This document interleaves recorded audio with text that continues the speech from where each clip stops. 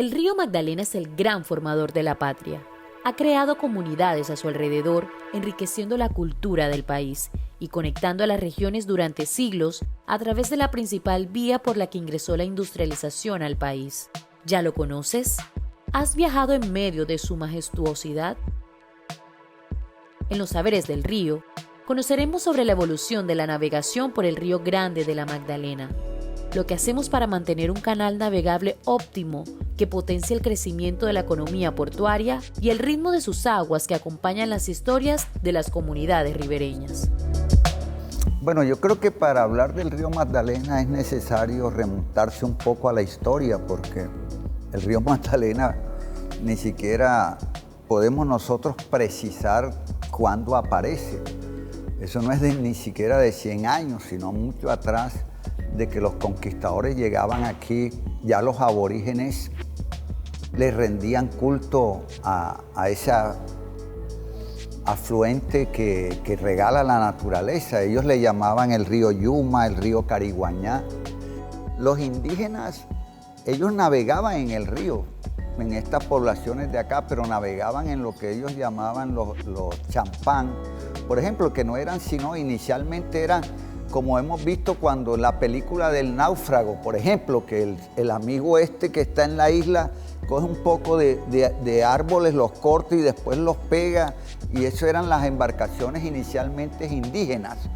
Y después llega la influencia a través de algunos conocimientos indígenas de hacer los bongoes y de hacer los champán, que realmente iban con un vástago, con un palo largo, que no era con remo, sino que el palo se hincaba en la parte profunda y los bogas iban haciendo remolcar la embarcación.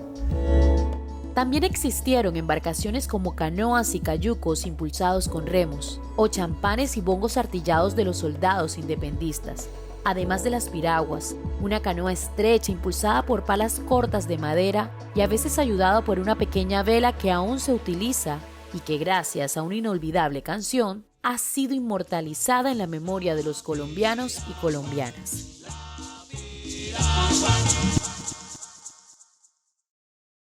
Cuando empieza esa dinámica sobre el río Magdalena es cuando ya comienza el país también a industrializarse y pues las ciudades del interior del país demandan la posibilidad de que las comunicaciones del transporte tenía que tener una autopista que pudiera llegar hasta Medellín, hasta Bogotá. Y afortunadamente en esa época era el río Magdalena y pues allí ya se traen algunos vapores. Es ya en el gobierno del libertador Simón Bolívar que él le da la concesión a uno de sus generales que había estado con él en las campañas, que es Juan B. Elbers, un alemán que tiene ahí en la aduana, tiene un monumento. Juan B. Elbers comienza a traer unos vapores de otras partes. El primer vapor se llamó Simón Bolívar, el otro Santander. Los dos se incendiaron allí. El río fue el principal articulador de las comunicaciones y la conectividad de las poblaciones. Y aunque por un tiempo las carreteras o el ferrocarril empezaron a tomar protagonismo, el Magdalena sigue siendo el modo más económico y amigable con el medio ambiente para enviar grandes materiales como maíz, combustóleo, carbón, entre otros. Anteriormente estaban las embarcaciones a vapor, donde la empresa pues es pionera, comenzó. Luego ya llegan estas de propulsión mecánica y todo esto pues ha sido diariamente un mejoramiento. Y en cuanto al río, pues también hemos tenido el apoyo de Cor Magdalena cada día para mejorarlo. Navegaba anteriormente hasta La Dorada, luego fuimos bajando hasta Puerto Berrío, ahora solo lo hacemos hasta Barranca Bermeja.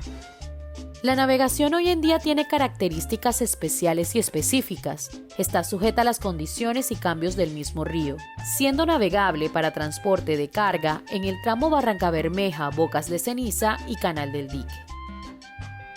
Sabe que la historia de la navegación, Naviera está incursionando en el transporte desde el año 1920, donde los buques eran a vapores.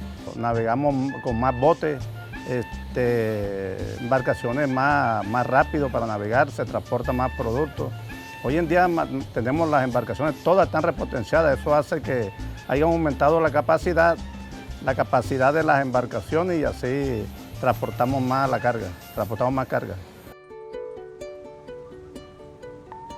Desde Barrancabermeja a Guasarriba, la navegación presenta unas complejidades en cuanto a la morfología del lecho del río y la seguridad para las embarcaciones. Hoy en día, por el río siguen navegando pequeñas embarcaciones como son las lanchas, cuyos nombres coloquiales van desde chalupa, que hace referencia a bote en francés, pasando por los Johnson, así como la marca, los cargueros, las barcazas y los grandes buques que visitan la zona portuaria de Barranquilla. La navegación fluvial tiene un significado importante para las ciudades debido a la modernización del transporte de carga por el río y un impacto para las comunidades ribereñas por la forma como cambió el sustento económico en la vida cotidiana.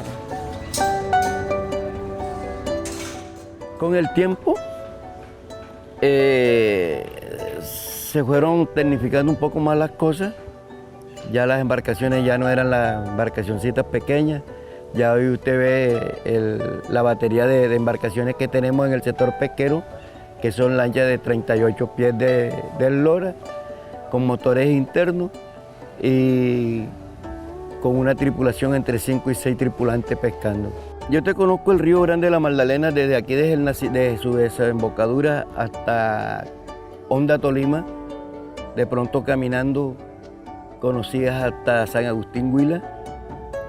Cosa muy diferente a lo que se habla de la historia de Honda para allá. Para mí fue de pronto muy agradable de conocer el río en 18 meses que duré de navegabilidad, cuando estuve navegando en la naviera fluvial colombiana.